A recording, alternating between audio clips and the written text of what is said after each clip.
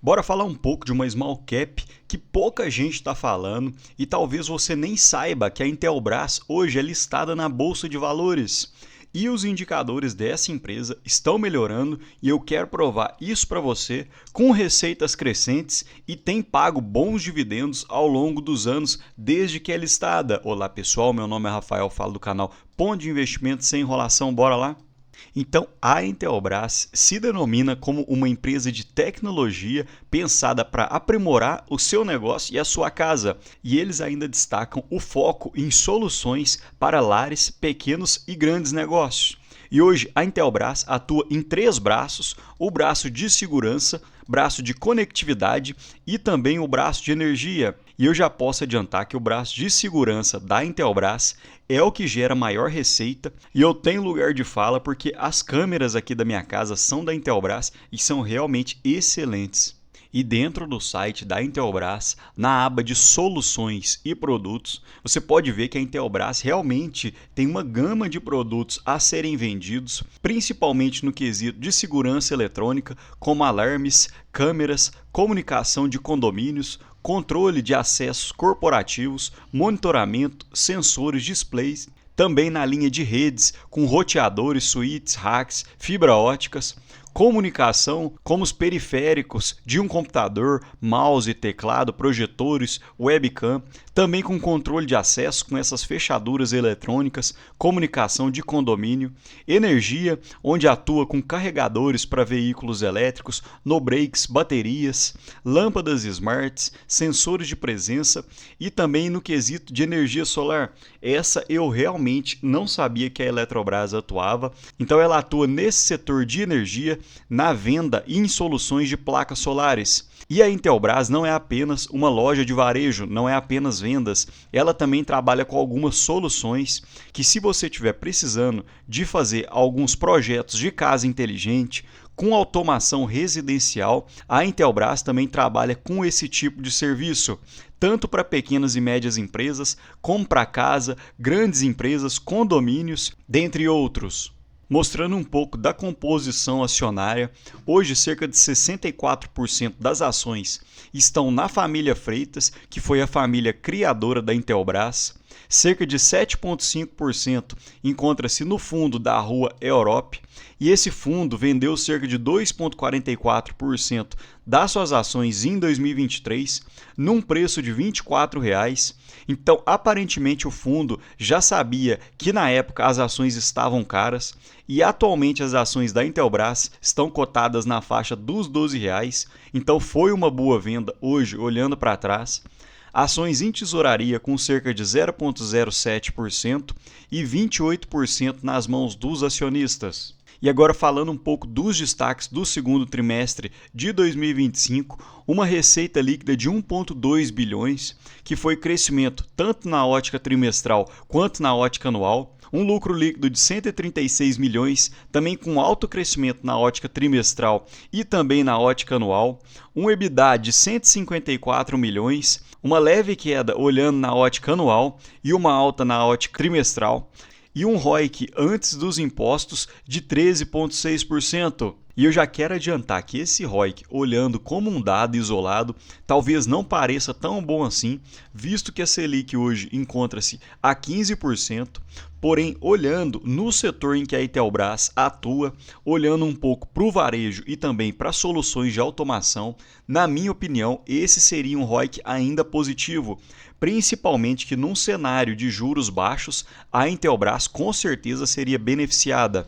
Falando um pouco sobre a receita líquida, desde 2017, o crescimento dos lucros de forma compostas foi de 20,5% ao ano e mesmo num cenário já de juros estressados, juros altos, a Intelbras tem conseguido manter a sua receita crescente. E percebam que em 2023 versus 2024, a Intelbras saiu de 4,1 bilhões para 4,7 bilhões. E conforme falei no slide anterior, percebam que num cenário de juros baixos, como aconteceu entre 2017 e meados de 2020 a 2021, a Intelbras consegue se beneficiar, visto que o país como um todo acaba tendo um alto crescimento, então a Intelbras acaba vendendo maiores produtos e também soluções.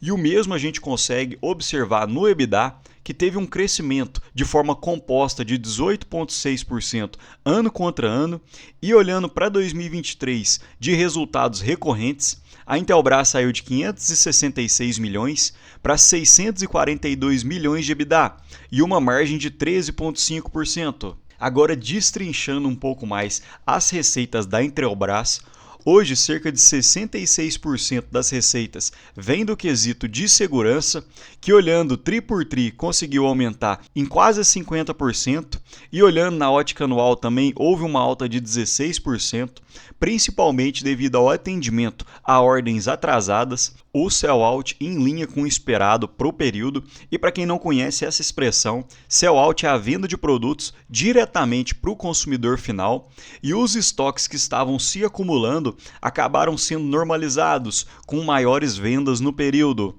E falando um pouco do segundo setor, que eles chamam de TIC, que é Tecnologia de Informação e Comunicação, hoje é responsável por cerca de 21% da receita, crescendo na ótica trimestral em 28,7% e praticamente em linha na ótica anual. E a Intelbras destaca que o mercado de provedores requer cautela para o segundo semestre, então eles já esperam que o segundo semestre para essas receitas serão desafiadoras, e um crescimento importante em cabeamento estruturado, principalmente no setor de fibra ótica.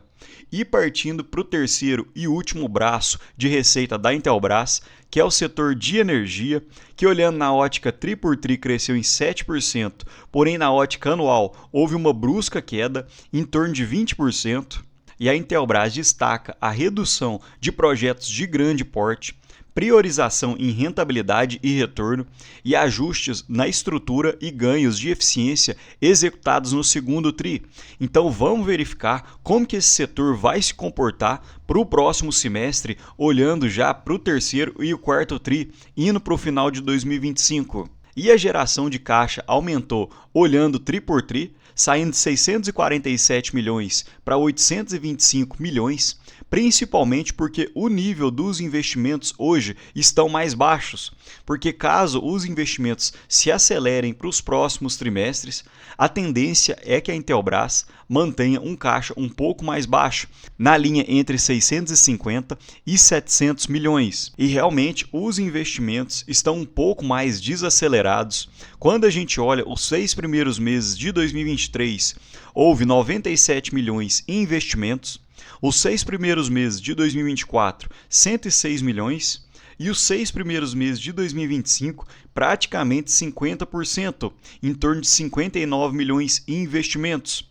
E a gente percebe que a maior parte dos investimentos da Intelbras é realmente no setor de expansão. Vejam que em 2024 foi responsável por mais de 50% dos investimentos. O mesmo ocorreu em 2023, 2022, 2021. Apenas nos 6 primeiros meses de 2025 é que houve essa queda, principalmente olhando para o setor de expansão, porque quando a gente compara o setor de manutenção, ele se mantém até mesmo estável. Então vamos ver se a Intelbras vai se expandir um pouco mais, abrir mais produtos ou mais lojas para poder aumentar os seus investimentos. E essa queda nos investimentos poderiam ter duas consequências. A primeira é que você acaba aumentando o seu caixa, então você acaba melhorando seus resultados financeiros. Porém, por outro lado, você acaba não pegando mais participação de mercado, porque com investimentos, consequentemente, você teria um retorno, conforme a gente viu, o ROIC da Intelbras gira em torno de 13%. Então, quanto menos você investe, menos captação você tem. Então, essa seria a consequência negativa. E o resultado financeiro, a gente já pode observar que vem melhorando tri por tri. O segundo trimestre de 2024 houve um prejuízo na ordem de 13 milhões, principalmente causado pela variação cambial.